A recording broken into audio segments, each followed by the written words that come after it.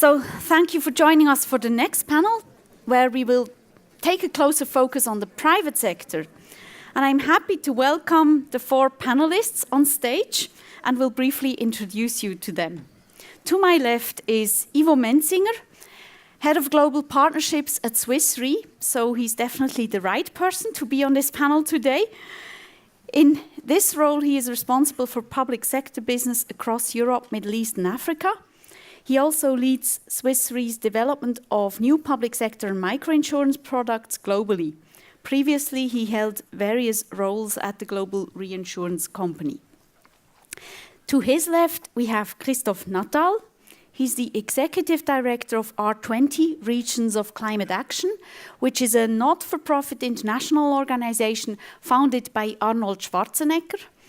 And the organization supports the development of subnational green infrastructure projects. Previously, Christophe was director of UNDP's Hub for Innovative Partnerships, through which he led the development of partnerships with local and regional authorities for the UN system. He has further developed a number of initiatives in the field of climate change adaptation and access to basic services. We then have François Perrot. He's head of affordable housing at LafargeHolcim and managing director of 14 Trees Limited. This is actually a joint venture between LafargeHolcim and CDC Group, of which we had Chris O'Donoghue on the last panel. So a cooperation between 2 experts on the 2 panels. And this joint venture is dedicated to scaling up affordable housing solutions with a focus on Africa. Before founding this company, François worked at Lafarge in Indonesia, where he conducted research for his PhD thesis on corporations, strategies and poverty. And all the way to my left, we have Manuel Rybach. He's Global Head of Public Affairs and Policy at Credit Suisse. And in addition, he serves as Head of Corporate Citizenship and International Relations in the Chairman's Office and as Managing Director of the Credit Suisse Foundation. Previously, he acted as Head of Public Policy Asia Pacific for Credit Suisse and was based in Hong Kong. And before that, he held other public policy roles, also being based in Singapore and Washington. So clearly, a very experienced panel when it comes to the question of partnerships. And now I first give the 4 panelists the opportunity to give you a bit of an insight what kind of partnership they aim for and they set up. And I start with Ivo. You are heading Swiss Re's public sector business within Europe, Middle East and Africa. Can you tell us a bit more about why your role is actually called Head of Global Partnerships when you're heading this business unit and how such partnerships work? Thank you, Sabine. Is this, now it's working, okay. So thank you very much for having me. I actually don't like the title particularly, but I'm fully aware that it earned me here the invitation, so I'm grateful for that. But you're absolutely right. So the remit is doing business with the public sector. And when we established that unit in 2011, the public sector was actually not an active client segment of Swiss Re. Swiss Re as a reinsurer, I think you're familiar, mainly deals with insurance companies as their clients. But at the time, we realized that there is still a very large protection gap, as we describe it, in the world. So there is very little risk, financing risk capital available, in particular in emerging markets. And we came to the conclusion that we need to do a few things differently at Swiss Re, over and above tending to our insurance clients. So at the time we decided that we wanted to set up a separate unit which speaks directly to governments on sovereign level, on sub-sovereign level, but also speaks to multilaterals and development banks, and jointly develop them. First of all, they as clients can use risk financing instruments for their own purposes to protect their balance sheet, but also work with them to establish and develop new insurance products such as disaster risk protection, protection against the emergence of a pandemic, for instance, in particular in emerging markets. Okay. So you talked about the public sector, but besides the public sector, what other partners do you actually take on board when you set up products for them? Are there other forms of partners that are involved? So when I say the public sector, then it's really the full bandwidth of a government, so typically a Ministry of Finance, for instance, or the Ministry of Agriculture when we're talking about establishing an insurance scheme for, let's say, crop insurance.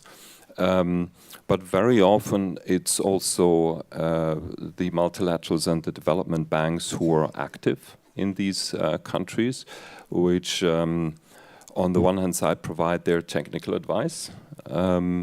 They can finance the development of an insurance product.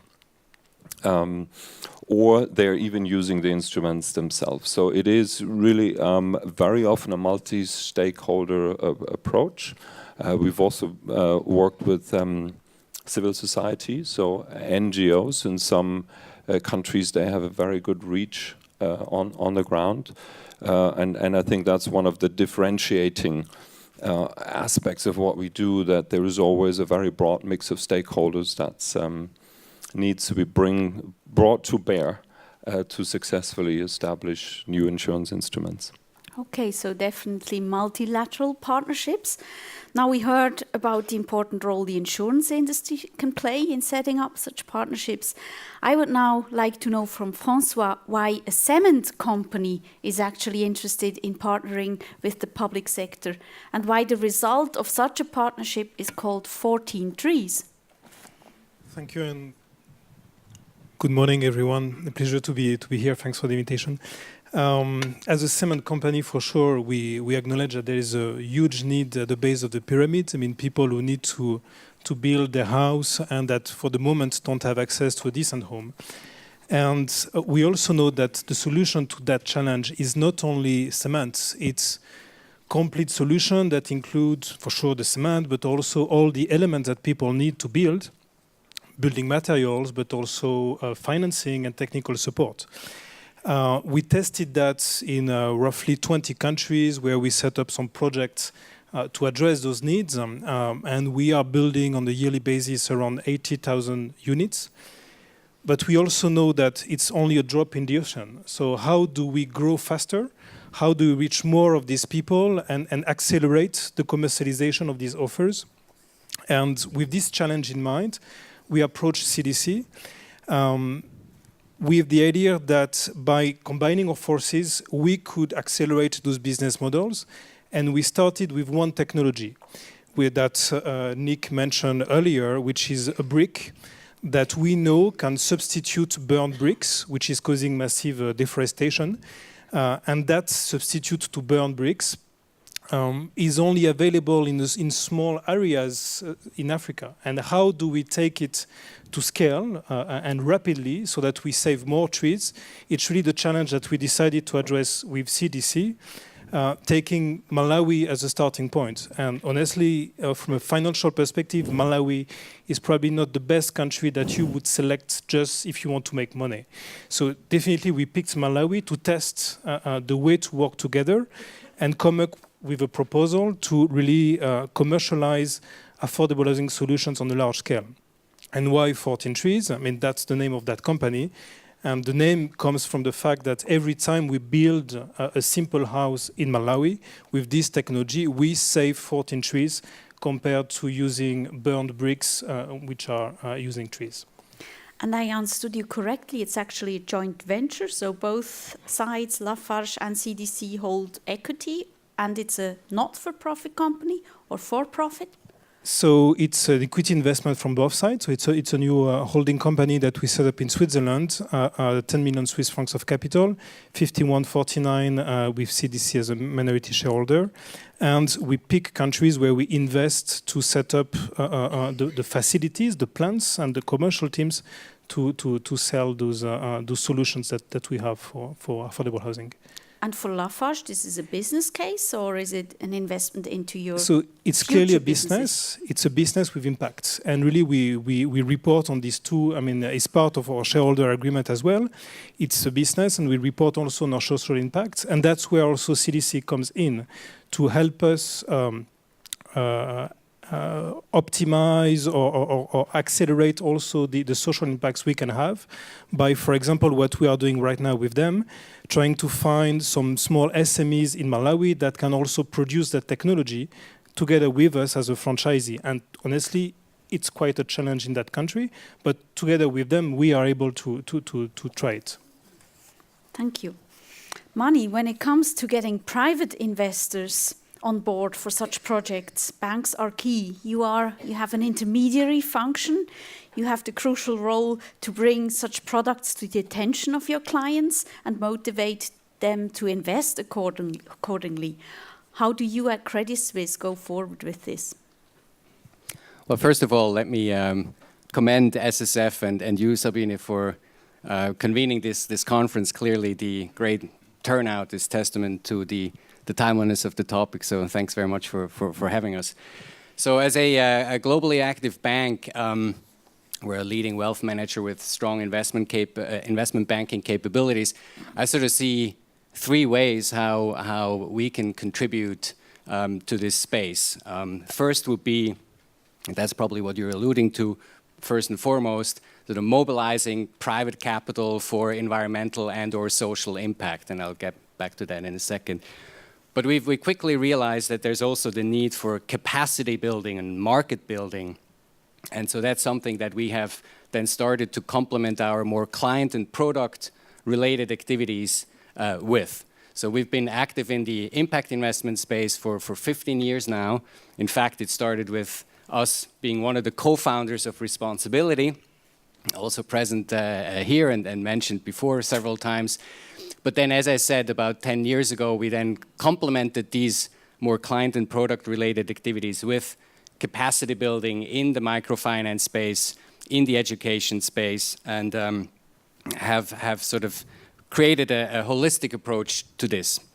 And then the third bucket, in addition to mobilizing private capital, the market and capacity building aspect, the third bucket where I see we can contribute is, as an industry, in the area of enhanced disclosure, enhanced transparency, in particular in the climate-related space. Here, of course, the catchword is the Financial Stability Board's Task Force on Climate-Related Financial Disclosures, FSP-TCFD, which I believe will be a game changer when it comes to mobilizing private capital in this area.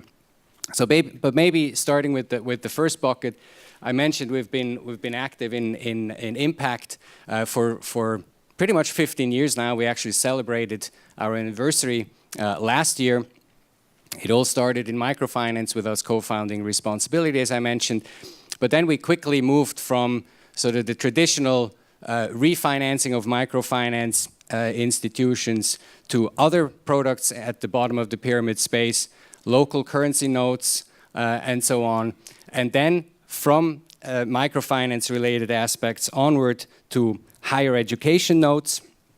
And lastly, one area that I believe we've been a pioneer in, conservation, nature conservation notes is an area where we try to protect biodiversity and the health of ecosystems. So you see that the range of topics where there is client interest is actually quite large.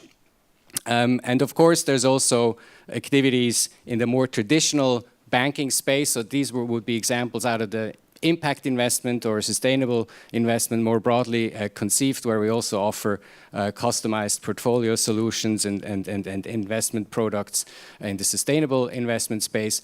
But there's also activities in investment banking.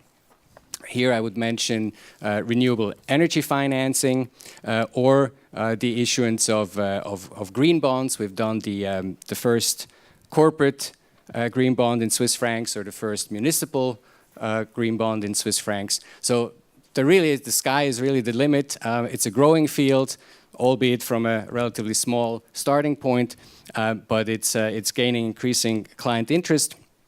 And actually, partnerships are very important in pretty much all of these activities, which we can probably get into in a second round. But all of these activities obviously touch upon a number of SDGs.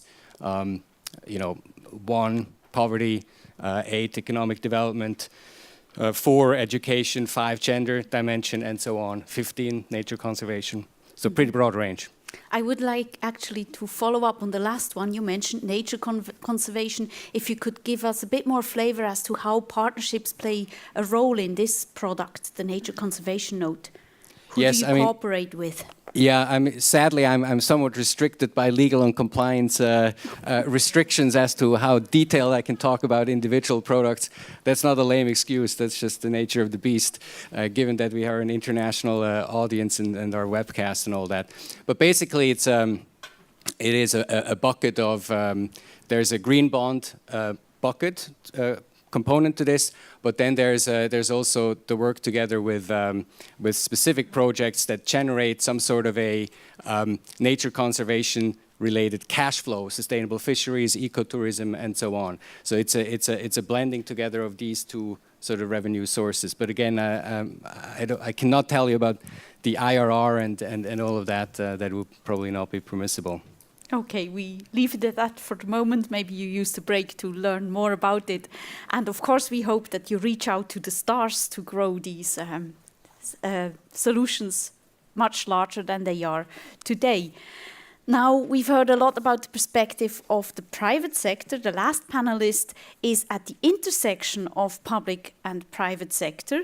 Christophe, can you tell us a bit more how about a not-for-profit organization can create value in bringing private and public sector partners together?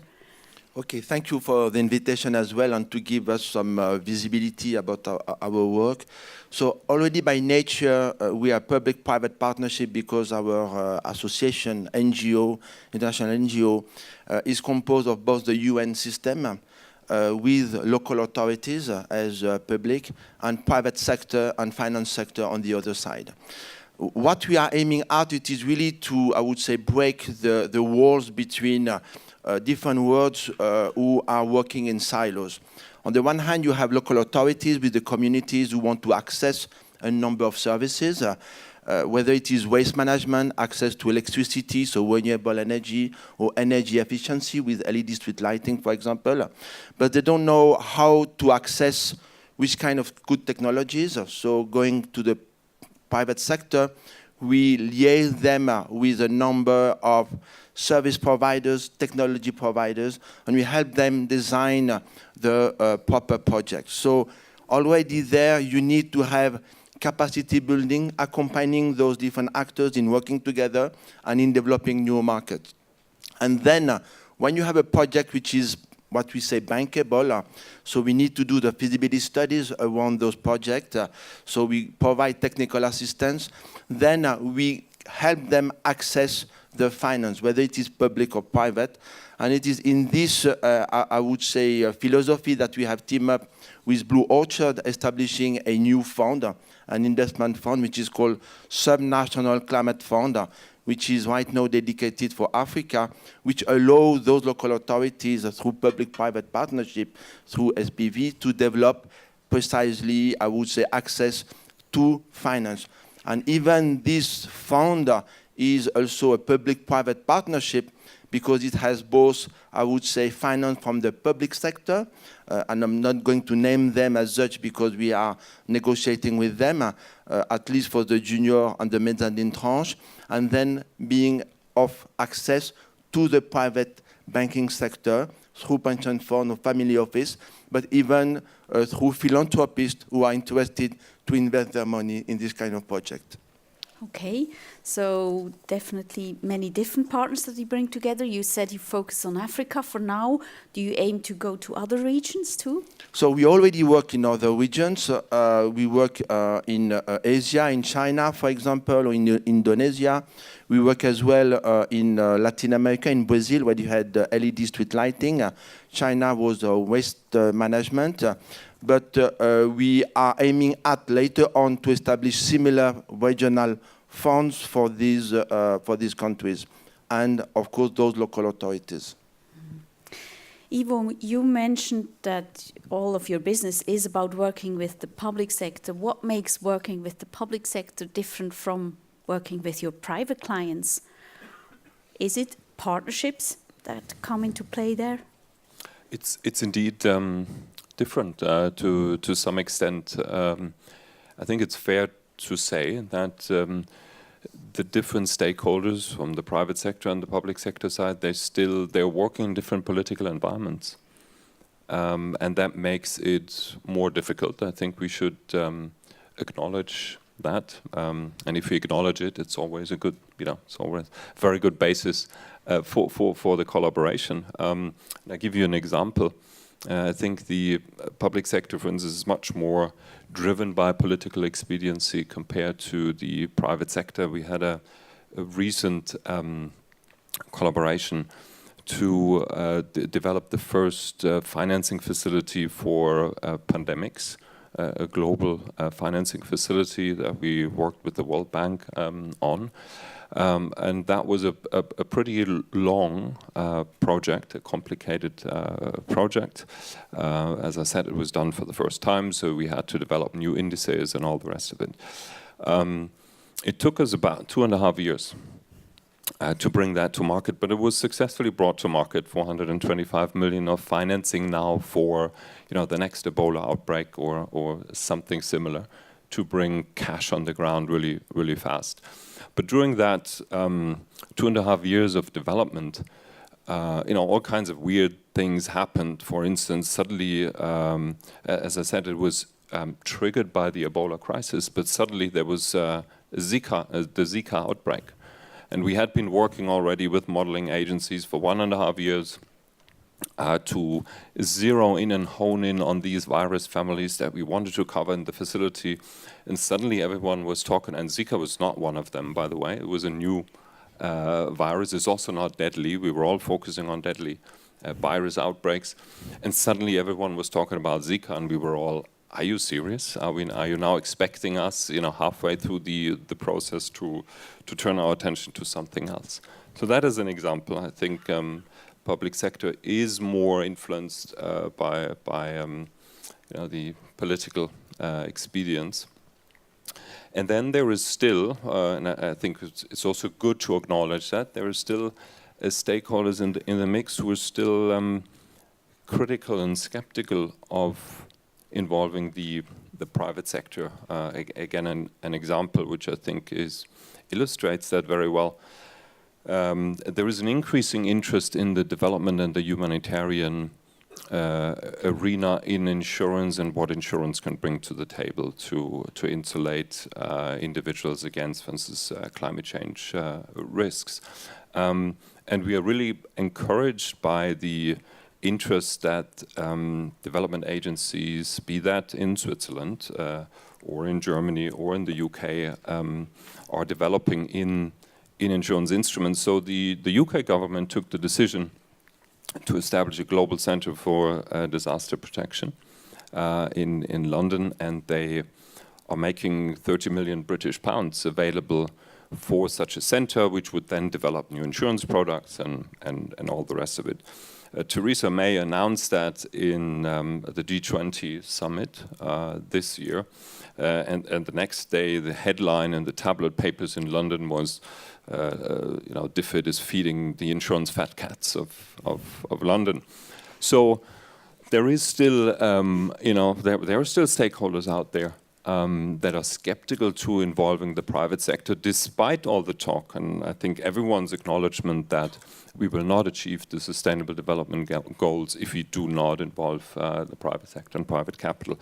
So clearly, there is still trust to be built, and we still need to work, learning and learn working together. And respecting the different perspectives. And I'm not saying we are easy to work with, because we have other priorities and expediencies we need to cater for. Very interesting. So definitely communication is a challenge. I've heard similar utterings from the Swiss side as well, that it's not always easy to say it's better to invest than to just donate. Communication, probably also an issue on the level of relation to clients.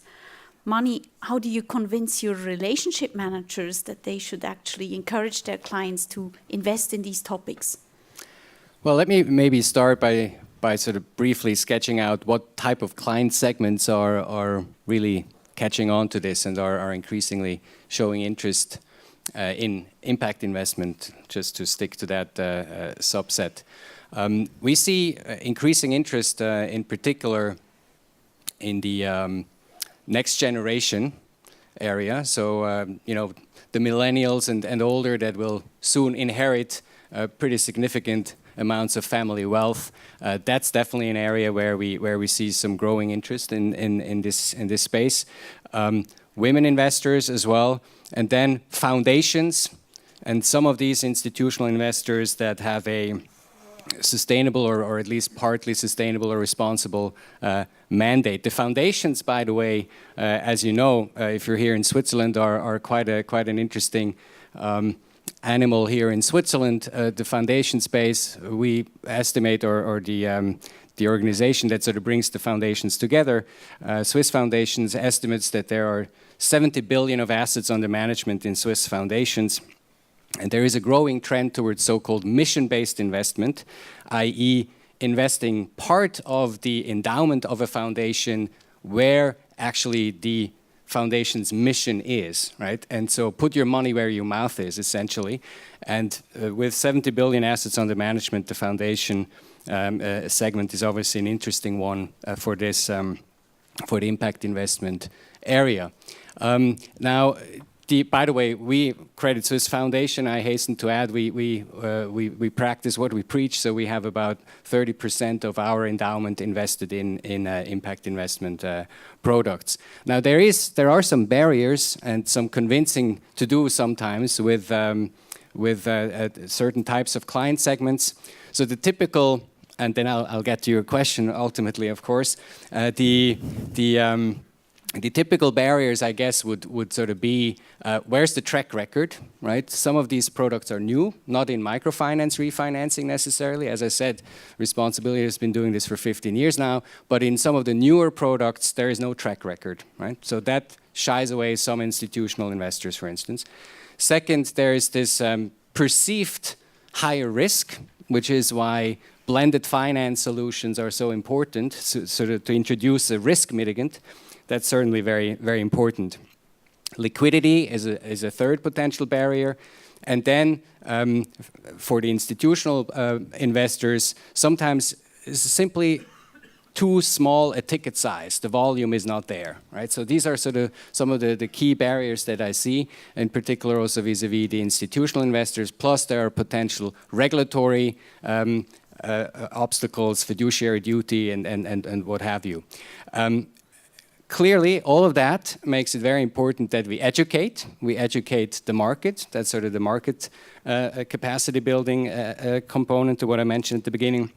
But also we have to do work in-house to train our relationship managers. We have a dedicated team that does that.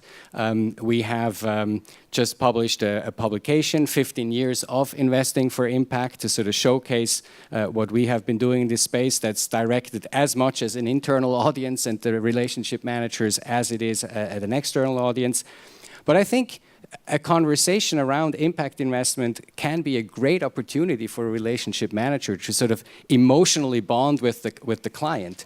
These are by definition, in addition to financial return discussions, also, sometimes emotional discussions. And at a time of ETFs and robo-advice and all these, the march towards passive investment, I think this is an opportunity for relationship managers for an enhanced bond with their clients. And so that's how we try to position this internally as well.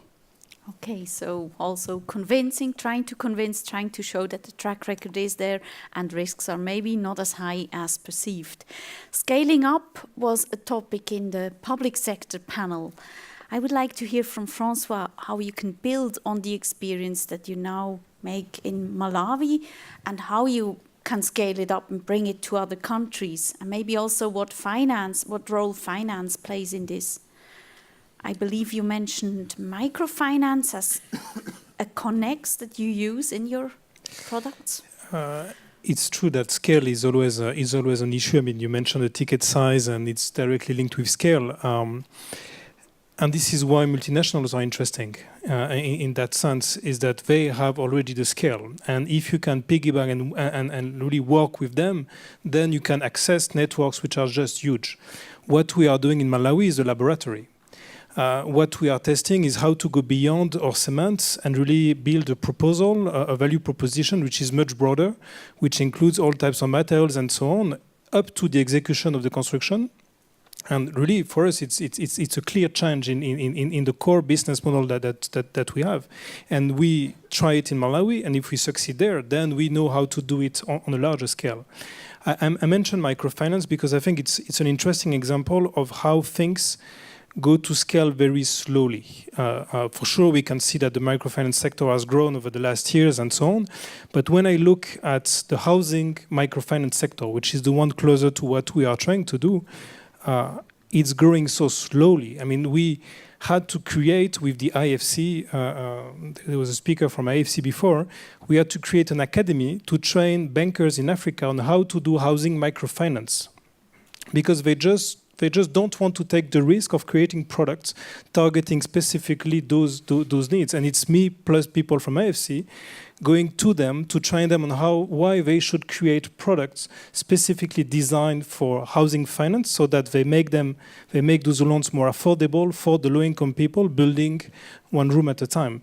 So this to say that really it comes with a lot of capacity building, and that multinational sectors can offer the platform on which you can reach those scales, provided you do the capacity building together with them. Mm-hmm. So in this example, who pays for capacity building? Is this LafargeHolcim? Is this what you use CDC for? It's the interest of the combination with CDC. If, as LafargeHolcim, we go to the development bank or to NGOs to propose to do something together, somehow they will see us only as a cement company. And they would probably right, because we would have our own investment targets and so on. By creating this space, 14 trees with CDC, basically we gave ourselves the capacity to be different, to do things differently, and to talk to people that we don't talk to usually, like NGOs, but not to do CSR, to really do business together with them with a long-term time frame and also an adjustment in the profits we want to make. Mm-hmm. Christophe, you mentioned you're at the intersection of public sector players, subnational, so local governments, country or county governments, and investors. Where do you face the largest barriers in bringing in making such investments larger? Well, there are different, I would say, level of barriers.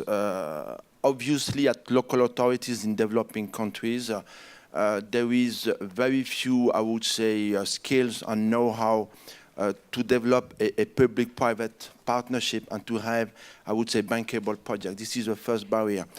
When you go at national level, and we have, for the first example, we have worked in Algeria with the Wilaya, so the region of Oran, to do zero waste management. And it took us 3 years to train all level of local authorities, regional authorities, national authorities to be able to do this kind of activities. And of course, then with the private sector to buy plastic, for example, to resell it, to retreat it, etc. Another level is at national level.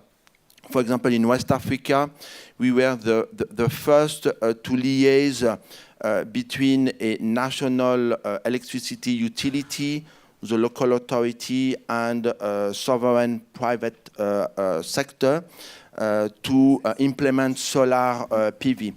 And it took us 2 years just to negotiate, to be able to have an agreement on a power purchase of agreement. In Mali, in Senegal, and then out of Sudan, within the last 2 years, there were many more projects being implemented in terms of, I would say, renewable energy. So this is the kind of barriers that we are looking at, and that we try to, I would say, as we work, we see a number of obstacles, and then we tackle the issue, how to make it happen, how to go to the next level so that things are being realized. So we are very, I would say, pragmatic, opportunistic in order to solve the issue and then to open the market. We did that on solar PV in West Africa.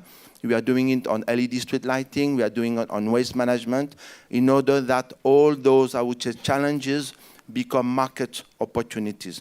And this is where a fund such as SSF Africa we are building with Blue Orchard is a fantastic accelerator in order to be at scale, and that this is hopefully going to be business as usual in the next 5 to 10 years in terms of impact investing. So similar to what Claudia Arce mentioned from KfW, it's all about learning as you go along and trying to simplify structures. Ivo would like to comment on the scaling up question.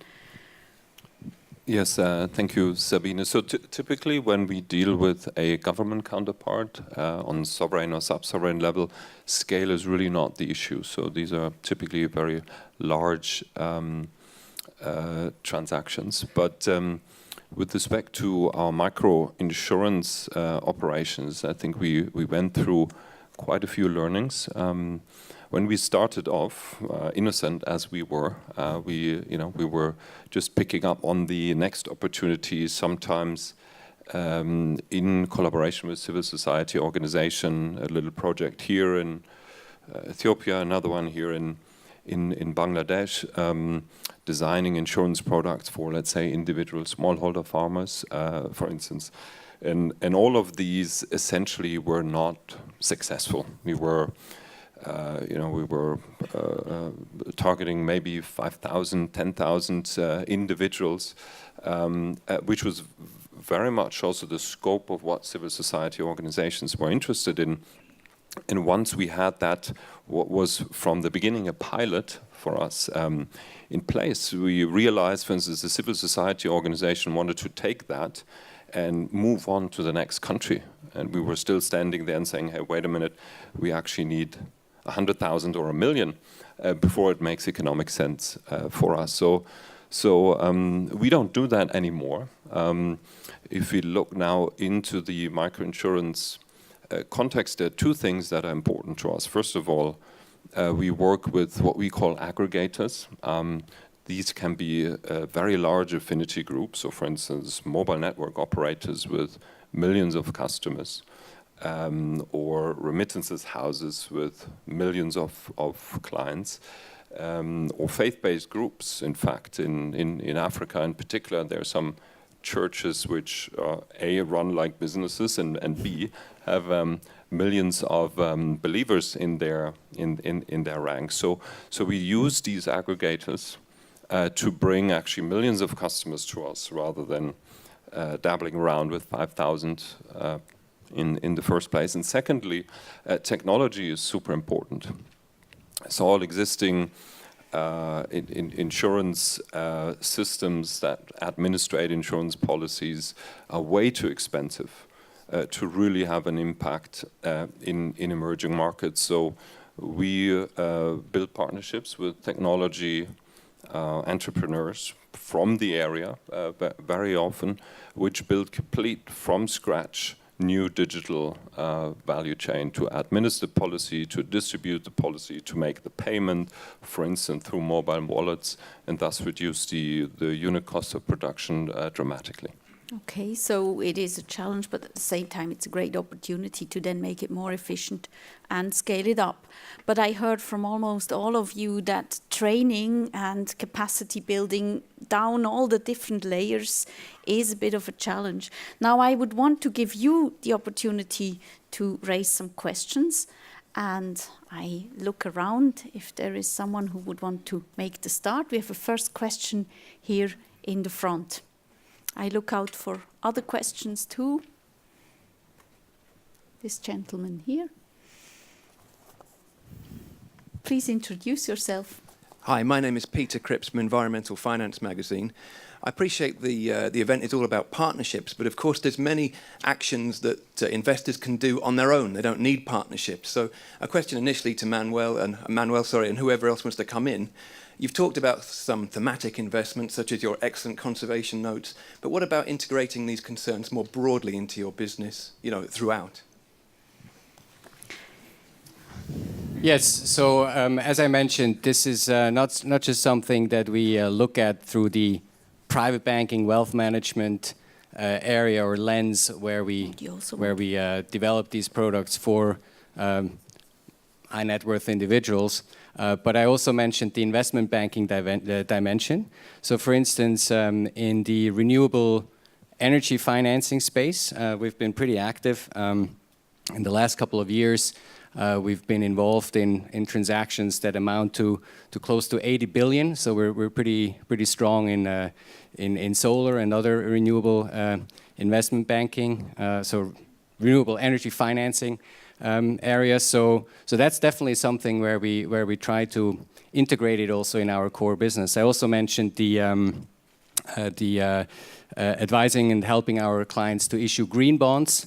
And here in Switzerland, at least, we have been sort of leading the pack in the municipal green bond and also corporate green bond market denominated in Swiss francs. So this is very much something that we see not just in private banking, but also in investment banking. Another question from the audience? Not right now. So I would want to follow up. We heard this morning in the panel earlier on that often the private sector and the public sector don't seem to speak the same language. Do you face such language barriers with your counterparts in different projects? And if yes, where do you localize them? Maybe. There is something which is maybe not, I would say, answering your question, but it is still important. It is a certification process of, being SDG compatible or being, I would say, meeting the goals of the Paris Agreement. And we are working on all our value chain in terms of identification project with local authorities, structuring that project according to DFI's and MDB's requirement, then doing the feasibility studies, and then the due diligence to access the fund within the different investing groups. And within this whole value chain, we are working with the gold standard, for example, in order to have a certifying process, and then our fund become a certified SDG fund. And I think this is, I would say, quite important for, I would say, all those stakeholders, that they speak the same language in terms of getting the same indicators from a local authority perspective with NGO perspective, from private sector perspective, and from finance perspective. And this is something that we don't have yet, and that we are developing right now, which I feel which is very important, of speaking the same language in terms of impact. Mm-hmm. Mani? Maybe if I can add another example where speaking different languages really created a bit of a problem, and it doesn't involve us, but it's an example out of the humanitarian finance area. We are somewhat involved by the World Economic Forum's efforts in that space, but so basically the ICRC, the International Committee of the Red Cross, they issued this humanitarian impact bond that some of you may have heard of, and great idea, innovative and all that. But what they realized is it creates a problem for governments, because in the government traditional philosophy, that's not how humanitarian assistance work is funded. It's funded via a budget item, and that budget item needs to be spent in year one, right? Whereas this humanitarian impact bond had as an impact bond does, had sort of protracted payout time scale and all that. So just by not really having the same philosophy, it actually created a bit of a problem in the beginning. And I understand in some countries that participated then ultimately in this humanitarian impact bond, budget laws had to be amended, so to make it possible actually for the enlightened government to actually invest in that, because it was just not a different philosophy. So sometimes new structures create problems because the systems cannot really take them up. Now, most of the projects or products that you mentioned have been around before the SDGs were set in stone. How have the SDGs actually changed your work, and what's the relevance of them to your work? We are talking about achieving the global goals here. Maybe you make the start, Ivo. Sure. I think we're really in a very privileged position in what we do. In that I believe that if we, for instance, establish a new protection scheme against the impact of earthquakes or typhoons or hurricanes, I mean, this has an immediate application, I believe, on the SDGs in terms of, for instance, ending poverty as an example. If we develop a new weather index product for a smallholder farmer,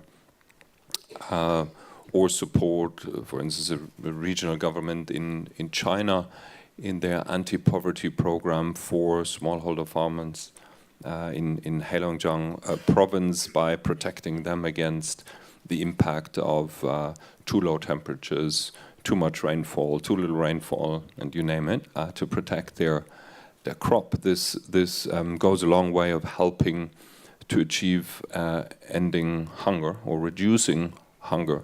So I believe there's actually in what we do, de-risking, taking risks out of the equation, we can actually help support the Sustainable Development Goals. So to us it was we were not scratching our heads when they were published and asking ourselves how can we relate to them. Actually our view was in whatever we do, we are actually in the privileged position to support them. And do you also specifically report on them? No. No. How about the other panelists? What difference did the SDGs make? Well, I would say it's a very useful frame of reference, but sort of echoing what Ivo said, I think a lot of what we've been doing up to now have already contributed to some of the SDGs. I mentioned microfinance would cover number 1, number 8 arguably. We had the strong gender dimension in our education work, so that's number 4 and 5, I guess. Nature conservation, number 15. But I think it's a really useful frame of reference, and we do in our corporate responsibility report. We do have a short segment where we sort of try to look through the SDG lens and how we contribute to the individual goals. So again, helpful frame of reference for sure. Let me take a very pragmatic approach to that, to answer your question. Does it change something to what we are doing, or the motivation of doing it, or the way we are doing it? Absolutely not. For sure there are reporting aspects and so on. Where I see an interest is that when it comes to housing, with the number 11, this time, at least it marked housing as something important, which was not so clear in the previous development goals. And when we talk to NGOs or to partners, they find a way to connect it with their own mandates, which are very related to SDGs. So in that sense, it helps to create a bridge between their goals and what we are trying to achieve on affordable housing. Okay. I think we leave it at that for the SDGs. Now we heard in the morning from the public sector panel that they did actually face some challenges and overcame them and are on a continuous learning curve. Now I would like to hear from you what kind of wish you would send to public sector representatives or multilateral banks representatives here in the room, of where you see room for improvement that would make it easier to set up partnerships as you've done it in the past. Maybe Christophe, you could have first go. Yeah, one thing which completely going online, and this is what I've been working for the last 20 years when I was at UNDP, how can local authorities, which, they are elected people, I mean, most of the part of the world, and they have to deliver a number of services to their citizens. And in order to develop those, I would say, infrastructure, they need to have access to money. And access to money is, I would say, it's a very difficult task. And this is what we are working with a number of network of cities and regions, you know, to name them C40, ICLEI, FMDV, etc., etc. And the main struggle is how can you access multilateral and bilateral and multilateral funds, especially from the banking sector. And this is why we are innovating by building this special fund of access for local authorities through public-private partnership and dealing with regional banks, with development banks, in order this money being available to local authorities. And I think this is going to be the challenge of the next 5 to 10 years, that how can development banks work better hand in hand with directly local authorities. And this is something that is not being solved. This is something that needs to be addressed seriously. We are right now working with Arnaud Schwarzenegger and Valérie Pécresse, who is the president of Région Île-de-France, to mobilize a region from the G20 in order to make a case about, thanks to our SNCF fund, how can you develop this kind of finance tools of direct access for subnational authorities through public-private sector, with technical assistance, etc. So this is a real challenge that we want to address, is that by 2020, when the Paris Agreement will enter into force, to make sure that this kind of finance tools become a business as usual. This is very important for us as a message addressing IFC, development bank, DFIs, MDBs, to make sure that we can go to the next step in order to go at really large scale. Okay, François, a wish from your side? So you said a wish, huh? So I can be direct. Be creative. I think that there are a couple of things that that we would love to see changing, but I'm sure it will be a bit aggressive. But the ticket size plus the risk appetite plus the level of involvement, I think all these 3 parameters are definitely very key. What we are doing right now with CDC in Malawi and more largely in Africa would not be possible without a small ticket size, without their involvement in the execution of the deal, in a daily business to support us in what we are doing.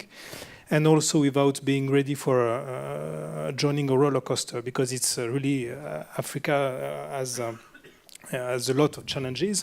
And when you invest and want to create impact, you need to be also ready to face those challenges. If I had one specific wish to the community which is here, I know that impact investment has materialized first with microfinance.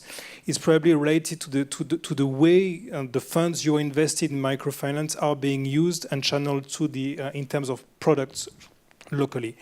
And I think we know that 20% of these funds are used for housing finance, for people to build their house, using credits which are usually consumption credits of SME credits for maybe 2 years with a high interest rate. And we know that when it comes to housing, it should be longer in terms of maturity and with an interest rate adjusted to the low risk that housing represents, because there is a collateral, a strong collateral. So if there is one wish to summarize, that would be to develop housing microfinance products. So that is probably a wish that goes to the microfinance providers here in the room, or the asset managers working in this field. A wish from Mani and Ivo to finish. Very, very briefly, I think continue what you do and ideally scale in the blended finance space, because I think this risk mitigant aspect of public sector activities, MDB activity, is very important. And then perhaps also in some cases look at the regulatory frameworks. We've done that with SSF here in Switzerland. It's actually looking quite okay, but in some jurisdictions there are some more legislative or regulatory barriers that could be addressed to sort of mainstream this investment class some more. And the last word goes to you, Ivo. Thank you, Sabine. So first of all, I've already criticized the public sector. So I want to start with also saying a few positive things. First of all, and again relating to the example I mentioned before, the pandemic emergency financing facility, there were also experiences where the public sector came to the fore and the solution extremely quickly.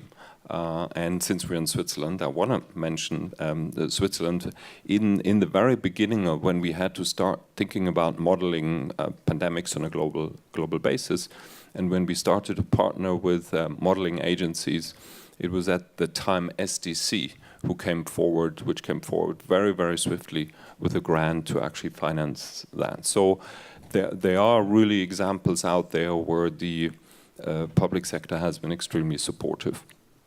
Now, there is one perennial issue that I would love to see resolved, which is a little bit specific to our industry.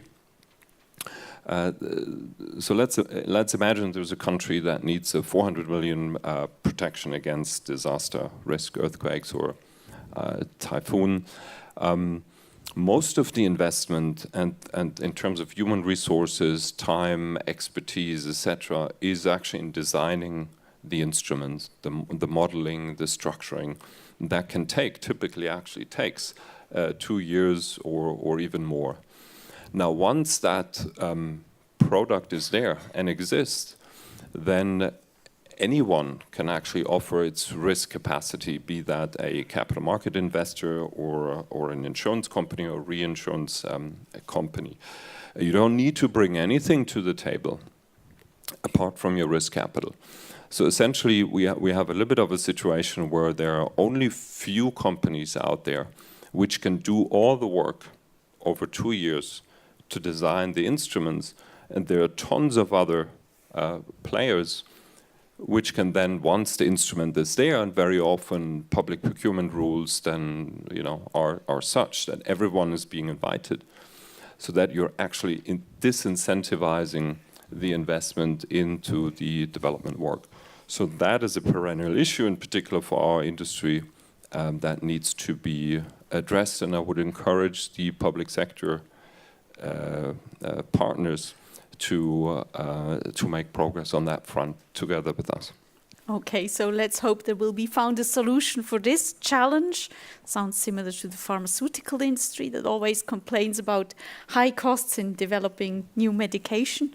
But as far as I'm concerned, I think we heard more positive than negative aspects when it comes to partnerships between the public and the private sector. We had a lot of examples where we can create clear win-win situations, and I guess we all hope that we manage to find ways to further scale such solutions up to reach these global goals as fast as possible. Please join in applauding the panelists for their contributions.